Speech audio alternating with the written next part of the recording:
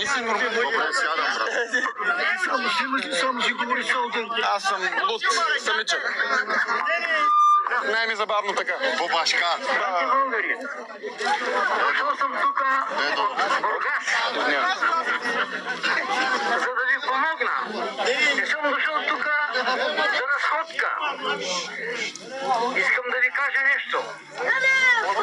Тези животни тук са елитни животни и съгласно европейските закони трябва да плащат на тези хора за тези животни. Те се наричат автохтонни животни. Това са черноглавата овца, която е каракачанка. Така че държавата е длъжна да плаща на тези хора тук, които работят, за това, че отглеждат елитни животни. Преди 30 години унищожиха специалните животни, които бяха така наречените биволи. Имаше цяла българска даначица им казваха. Унищожиха ги, те бяха елитни животни. След това унищожиха селското стопанство. Сега унищожават последните автохтонни животни. Ако вие позволите да се унищожат последните автохтонни животни, разберете го това. Това са специализирани животни, които са специализирани да живеят при трудни условия, при наши условия.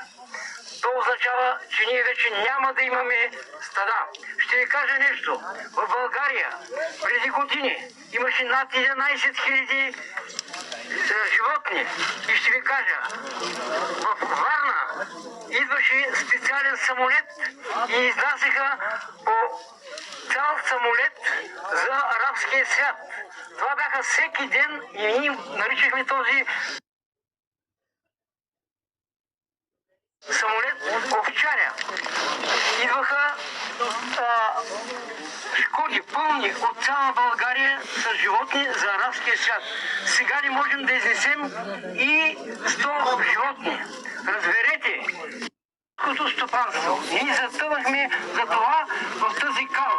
Те навкараха в тази кал. Не искам да ви казвам за мен какво става. Аз съм без дом от 1 година.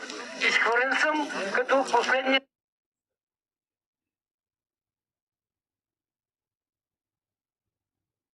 просак.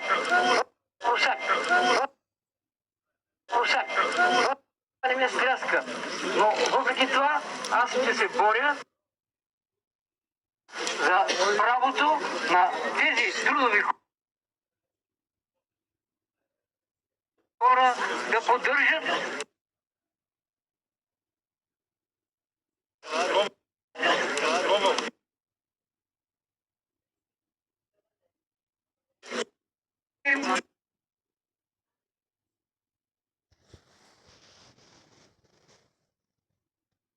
тези животни